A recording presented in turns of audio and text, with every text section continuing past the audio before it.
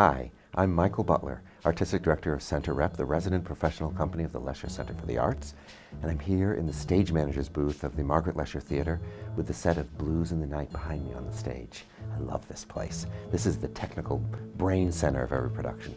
So I'm here to tell you about next season, our 2011-12 season, 8 shows on all 3 theaters of the Lesher Center for the Arts, musicals, comedies, dramas. I always love to start off the season with a bang, and boy, have we got a bang for you next year.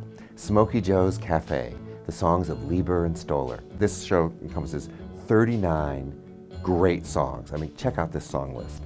Fools Fall in Love, Poison Ivy, Yakety Yak, Kansas City, Little Egypt, Love Potion No. 9, Spanish Harlem, and the great Stand By Me. I mean, just one killer tune after another. So you've got this incredible range of music that we all grew up on or around, represented in the show, all set in a neighborhood where Smokey Joe's Cafe exists. But really, it's the neighborhood of our shared musical culture and heritage, and the rich context of that world of the 1950s and 60s. I'm very excited about our second show of the season, A Weekend with Pablo Picasso, written by and starring Herbert Siguenza. This is a Bay Area premiere, and Herbert is an amazing theater Jedi, founding member of Culture Clash, the most prominent Chicano-Latino performance troupe in the country. Herbert has pieced together this, from the writings of Picasso and interviews, this extraordinary evening in which we get to spend with Picasso, sharing his ideas, his experiences, and even watching him paint. Herbert is actually a trained painter and will be painting live Picasso paintings on stage. It's an amazing thing to watch. And he is an amazing performer, writer, musician, and actor, and this is a very, very exciting, unique event. And again, a Bay Area premiere, so you do not want to miss this one. So for the holidays, Charles Dickens' A Christmas Carol is back for its 14th phenomenal year. Every year, director Scott Dennison and his team add some really cool special effects, some scary ghosts, and love and laughter. Charles Dickens' A Christmas Carol, a great night in the theater. Next up in February is the delightful classic Arms and the Man by George Bernard Shaw, the master of wit and social commentary at his most entertaining. This play was first produced in 1894, and it was Shaw's first big commercial success. In fact, on opening night, crowd was going crazy. Shaw was called on stage for the curtain call, and the audience was cheering wildly except one person who was booing. So Shaw quieted everybody and said, "My dear fellow, I quite agree with you, but what are we two against so many?" So I love that story. Shows you, I don't know, were people more clever 100 years ago? I think so. But it gives you an idea of how witty Arms and the Man is. It's actually Shaw's romantic comedy and almost a screwball comedy.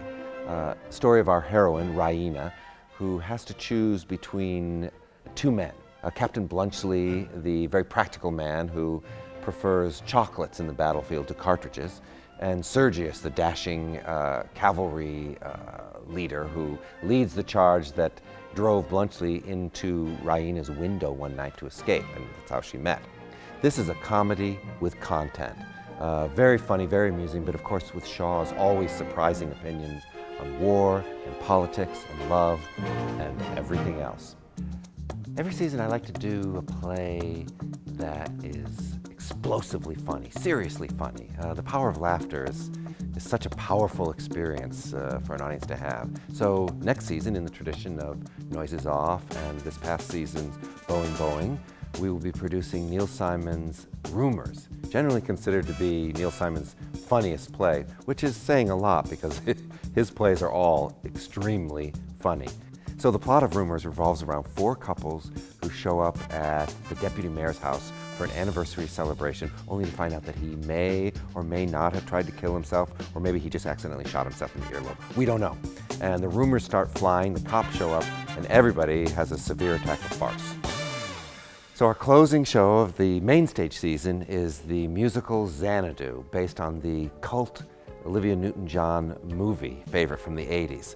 This was a huge hit on Broadway, and I know why. It's inspired lunacy. It's delightfully funny, and a really sweet romantic love story, and an inspiring story of success, too. And those great, great Olivia Newton-John songs. I'm Alive, Magic, Have You Never Been Mellow, Suddenly. I mean, just, again, one great tune after another. The story is wonderful, revolves around a Venice Beach chalk artist who's trying to create his enduring masterpiece, and a Greek muse in the form of Olivia Newton-John's, Kira, comes down to help him find his full creativity. He's immortal, she's a muse, they fall in love but they're not supposed to. Will their love prevail in this wacky, wacky world? Great story, and I love this musical. It's absolutely delightful. 3 years ago, we inaugurated Off Center, our second stage series in the 130-seat Stage 3 downstairs. This gave us a chance to do newer work, more provocative and edgy work, or simply work that was better suited to the intimacy of a black box theater. And it's been very successful, and I'm really excited about what we have lined up for Off Center next year. 2 works, a play and a musical, both very different but similar looks at the anxieties of being a teenager in the world.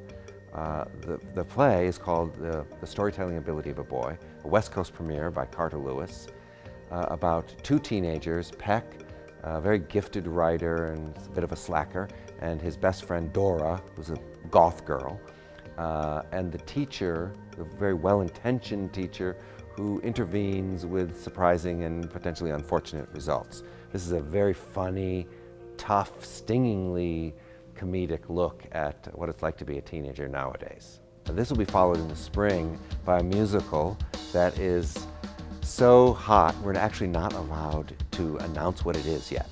It was a multiple Tony Award-winning musical based on a 19th century play that looked at teenage alienation and sexuality and the very poignant path from adolescence to adulthood. Taking this play and applying the music of an emo punk musical to it. Very, very exciting piece. Normally done in a much bigger theater, but I'm very excited actually to do that piece in the confines of a small black box theater. I think taking 13 kids in a rock band and putting them in a shoebox is exactly what this play is about. So next year's Off Center is a very, very exciting season that we've got planned. So that's the season, 8 shows on all 3 stages of the Lesher Center for the Arts. And also, we are continuing our wonderful partnership with CCMT, the outstanding musical theater company, and presenting their 2 shows in the Hoffman Theater. The delightful, funny, contemporary Little Shop of Horrors, and in the spring, the great Andrew Lloyd Webber musical, Sunset Boulevard. So that's a lot of great theater for you, and I really look forward to seeing you at the theater. I'm Michael Butler. Thank you.